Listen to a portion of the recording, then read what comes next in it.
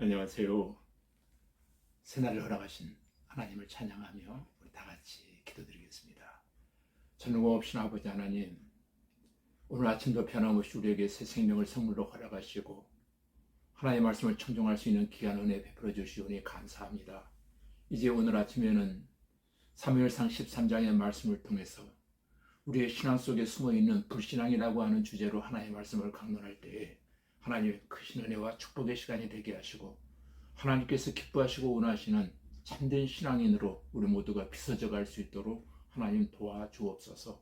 예수님 이름으로 기도하옵나이다. 아멘. 이 시간 우리에게 주신 하나님의 말씀은 사무엘상 13장 8절로 15절까지 제가 읽어드리겠습니다. 사울은 사무엘이 정한 기한대로 이레 동안을 기다렸으나 사무엘이 길갈로 오지 아니하며 백성이 사울에게서 흩어지는지라. 사울이 이르되 번제와 화목제물을 이리로 가져오라 하여 번제를 드렸더니 번제 드리기를 마치자 사무엘이 온지라. 사울이 나가 맞으며 문안하며 사무엘이 이르되 왕이 행하신 것이 무엇이냐 하니 사울이 이르되 백성은 내게서 흩어지고 당신은 정한 날 안에 오지 아니하고 블레셋 사람은 믹마스에 모였음을 내가 보았으므로 이에 내가 이르기를 블레셋 사람들이 나를 치러 길갈로 내려오겠거늘 내가 여호와께의 은혜를 간구하지 못하였다 하고 부득이하여 번제를 드렸나이다 하니라. 사무엘이 사울에게 이르되 왕이 망령되이 행하였도다. 왕이 왕의 하나님 여호와께서 왕에게 내리신 명령을 지키지 아니하였도다. 그리하였더라면 여호와께서 이스라엘 위에 왕의 나라를 영원히 세우셨을 것이거늘 지금은 왕의 나라가 길지 못할 것이라. 여호와께서 왕에게 명령하신 바를 왕이 지키지 아니하였으므로 여호와께서 그의 마음에 맞는 사람을 구하여 여호와께서 그를 그의 백성의 지주다로 삼으셨느니라 하고 사무엘이 일어나 길갈에서 떠나 베냐민 기브아로 올라가니라. 사울이 자기와 함께한 백성의 수를 세어보니 600명 가량이라. 아멘. 예. 이 시간에 읽어드린 사무엘서 13장의 말씀을 통해서 신앙 안에 숨어있는 불신앙이라는 주제로 하나님의 말씀을 강론하려고 합니다. 먼저 1절 말씀을 제가 읽어드리겠습니다. 사울이 왕이 될 때에 40세라. 그가 이스라엘을 다스린 지 2년에. 아멘. 여러분, 사울은 왕이 된 지 2년이 되었습니다. 왕의 권한으로 오직 제사장만이 드려야만 하는 제사를 올권하여 드리고 말았습니다. 그리하여 사울을 왕으로 세워주신 하나님의 약속과 명령에 어긋나는 행위를 하고 만 것입니다. 사울이 이스라엘 백성 중 전쟁에 참여할 3,000명을 소집한 뒤에 사울의 아들 요나단이 군대를 일으켜 블레셋과 전투에 임합니다. 사무엘상 13장 5절 말씀에 보면 이렇게 기록하고 있습니다. 블레셋 사람들이 이스라엘과 싸우려고 모였는데 병거가 3만이요 마병이 6,000명이며 백성은 해변의 모래같이 많더라. 그들이 올라와 벳아엔 동쪽 믹마스에 진침해. 아멘. 이처럼 수적으로 상대가 비교가 되지 않는 블레셋 사람들과의 전쟁을 치르려고 하니 두려운 마음이 들어 백성들은 하나 둘씩 도망가기 시작합니다. 이에 사울의 마음은 조급해지기 시작했던 것입니다. 그래서 사울이 제사장을 기다리며 하나님의 마음을 알고자 하였으나 제사를 드릴 사무엘이 쉬 오지 않는 것처럼 보여지자 기다리지 못하고 제사를 그만 치르고 만 것입니다. 그 당시 이스라엘은 블레셋의 속국은 아니었지만 실질적인 지배를 받고 있는 처지였던 것입니다. 이스라엘 영토 안에 블레셋 수비대가 이미 들어와 있었습니다. 3절에 보면은 요나단이 게바에 있는 블레셋 사람의 수비대를 침해라고 되어 있습니다. 여러분, 게바라고 하는 지역은 베냐민 지파에 속한 이스라엘의 영토였던 것입니다. 그러니까 이스라엘 땅 깊숙이에 블레셋 수비대가 이미 들어와 있었다는 말이 되겠습니다. 뿐만 아니라 국가의 모든 정책에도 블레셋 사람이 간섭을 일삼고 있었던 것입니다. 19절 말씀에 보면은 이렇게 말하고 있습니다.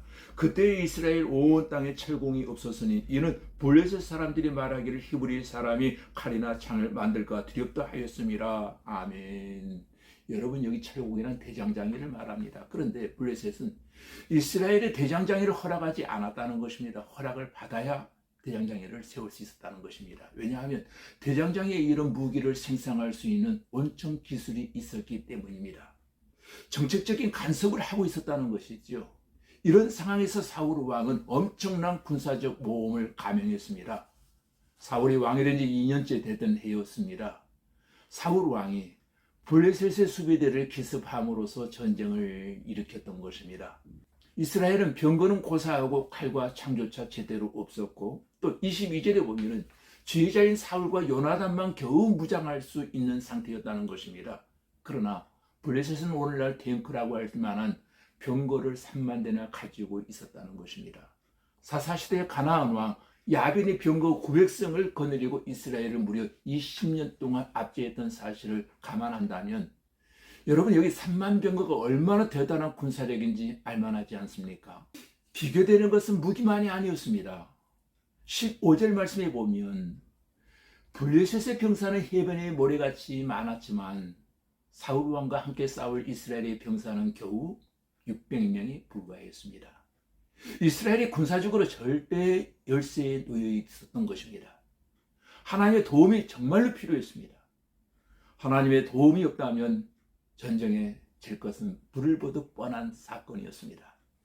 그래서 사울 왕은 제사장인 사울에게 전쟁을 하기 전에 예배를 드려달라고 부탁을 하게 되었습니다.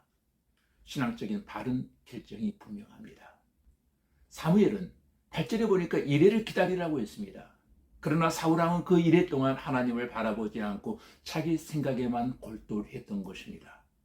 우리에게 주는 교훈이 있습니다. 때때로 우리의 인생살이에는 기다림의 시간이 절대적으로 필요하거든요. 계획대로 되지 않습니다. 제때에 되지 않습니다. 기대대로 되지 않았습니다. 그러나 여러분, 그 기다림의 시간에 저와 여러분은 하나님을 바라보실 수 있기를 바랍니다. 기도하며 말입니다. 이렇게 되는 날, 동력이 밝아오고 있음에도 불구하고 사무엘은 나타나지 않았습니다. 기다리다 못한 사울 왕은 9절에 보니까 자신이 직접 예배를 직전하게 되어집니다. 내 신앙 안에 숨어있던 불신앙이 현재의 형편과 상황을 내세우며 사고를 치고 만 것입니다.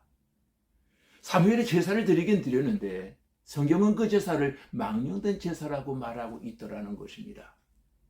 그런데 여러분 보십시오. 막 제사를 끝내자마자 제사장 사무엘이 현장에 도착했습니다. 사무엘이 현장에 도착해 보니 분위기가 좀 이상했습니다. 번제물과 화목제물은 이미 타버리고 말았던 것입니다. 그래서 사무엘이 물었습니다. 11절 말씀을 보니까 이렇게 말합니다. 사무엘이 이르되 왕이 행하신 것이 무엇이냐 하니 사울이 이르되 백성은 여기서 흩어지고 당신은 정한 날 안에 오지 아니하고 블레셋 사람은 믹마스에 모였음을 내가 보았으므로 아멘. 여러분, 왕은 지금 불순종하고 있지 않습니까? 오늘 우리에게도 묻고 있습니다. 당신은 지금 하나님의 말씀에 대한 순종입니까? 아니면 불순종입니까? 사울 왕이 순종하지 못한 이유는 바로 하나님을 신뢰하지 않았기 때문입니다. 하나님에 대한 불신은 자연히 인간적인 방법을 찾게 마련이라는 겁니다. 내 열심히 앞선다는 것이죠. 12절에 보니까 부득이하여 번제를 드렸다고 변명합니다.